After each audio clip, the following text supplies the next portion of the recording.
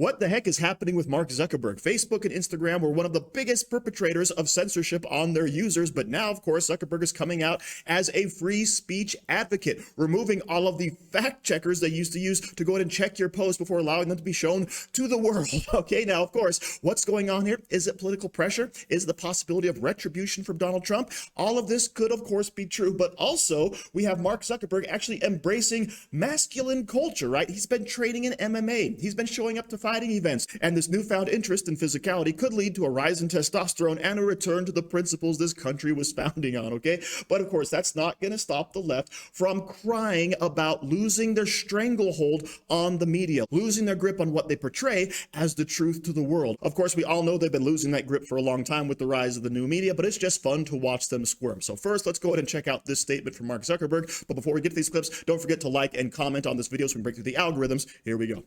I want to talk about something important today, because it's time to get back to our roots around free expression on Facebook and Instagram.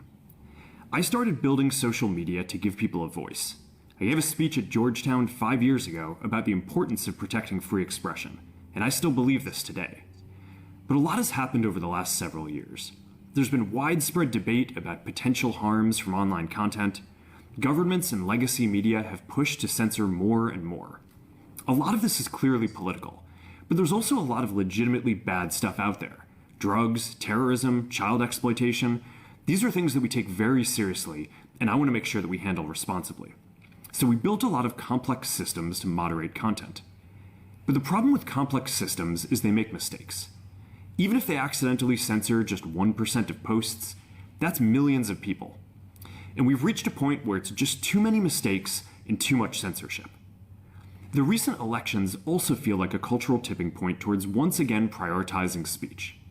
So we're going to get back to our roots and focus on reducing mistakes, simplifying our policies, and restoring free expression on our platforms. More specifically, here's what we're going to do. First, we're going to get rid of fact checkers and replace them with community notes similar to X, starting in the US. After Trump first got elected in 2016, the legacy media wrote nonstop about how misinformation was a threat to democracy. We tried in good faith to address those concerns without becoming the arbiters of truth. But the fact checkers have just been too politically biased and have destroyed more trust than they've created, especially in the US. So over the next couple of months, we're going to phase in a more comprehensive community notes system. Second, we're going to simplify our content policies and get rid of a bunch of restrictions on topics like immigration and gender that are just out of touch with mainstream discourse. What started as a movement to be more inclusive has increasingly been used to shut down opinions and shut out people with different ideas, and it's gone too far. So I want to make sure that people can share their beliefs and experiences on our platforms. Third, we're changing how we enforce our policies to reduce the mistakes that account for the vast majority of censorship on our platforms. We used to have filters that scanned for any policy violation. Now, we're going to focus those filters on tackling illegal and high-severity violations. And for lower severity violations, we're going to rely on someone reporting an issue before we take action.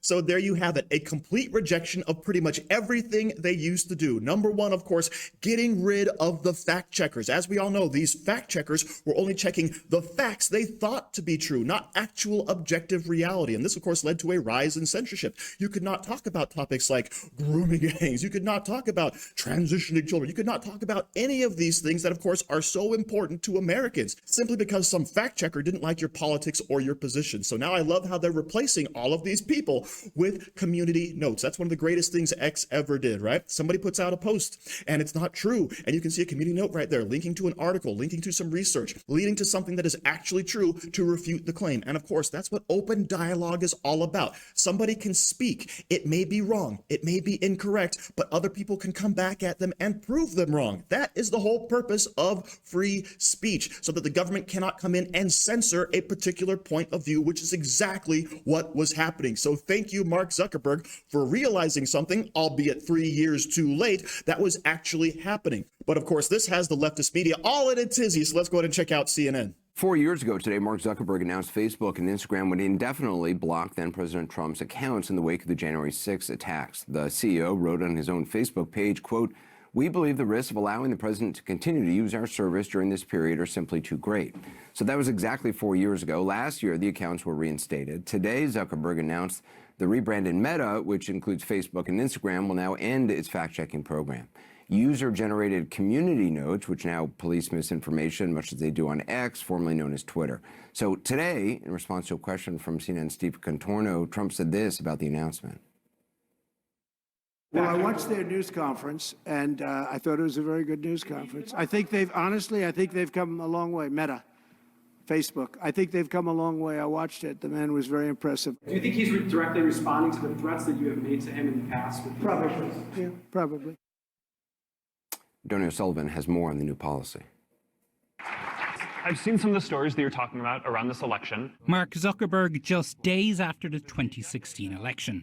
The idea that fake news on Facebook, of which it's a very small amount of the content, influence the election in any way, I think is a pretty crazy idea. But 12 months later, as the full scope of the role of misinformation and Russian trolls became more clear, Zuckerberg apologized, saying his comments were dismissive and that he regretted them. What's clear is that in 2016, we were not as on top of a number of issues as we should have, whether it was Russian interference or fake news.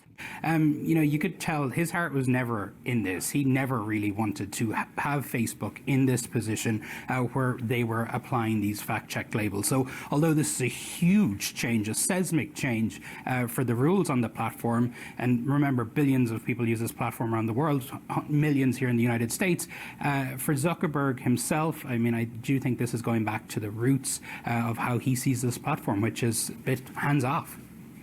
Yeah, well, there's also an economic incentive, which we're going to talk about right now. Donny O'Sullivan, thank you. Perspective from Scott Galloway, professor of marketing at NYU Stern School of Business. He's also host of the Prof G Markets podcast and co-host of Pivot with Kara Swisher. Scott, what's your reaction to this decision by Meta, especially the timing, the political backdrop, obviously? Well, the timing's pretty obvious.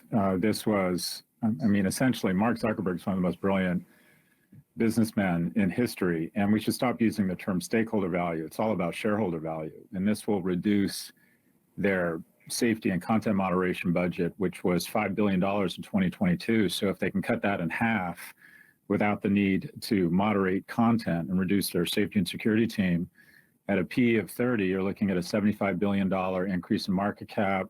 This is $10 billion in Zuckerberg's pocket. The more meta effect, if you will, is it'll weaken democracies.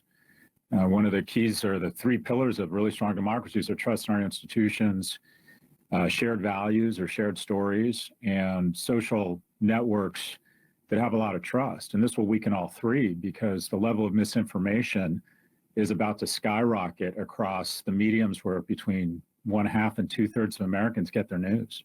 So there you have it. Now, what I want you to notice is basically at the very beginning of that story, Anderson Cooper actually mentioned that, yes, Facebook deleted and censored Donald Trump's accounts. All right. This was a sitting and former president, and they're going to go ahead and silence him. And he doesn't see a problem with that. What they're worried about is the simple fact that, oh, we're getting rid of the fact checkers. All right. No, you're allowing open discourse. People get things wrong all the time. People lie all the time. But the point is, you have to have that open dialogue. Otherwise, it is not a free nation, all right? And what Galloway's talking about right there is, oh, this is going to destroy trust in our institutions. That trust is long gone. COVID destroyed it. Lying politicians destroyed it. But if we can't call these things out, how much information about COVID and politicians would we not know if people are not able to post about them on places like Facebook, on places like Instagram, and thankfully on places like X/Twitter, okay? This is completely insane. They are more worried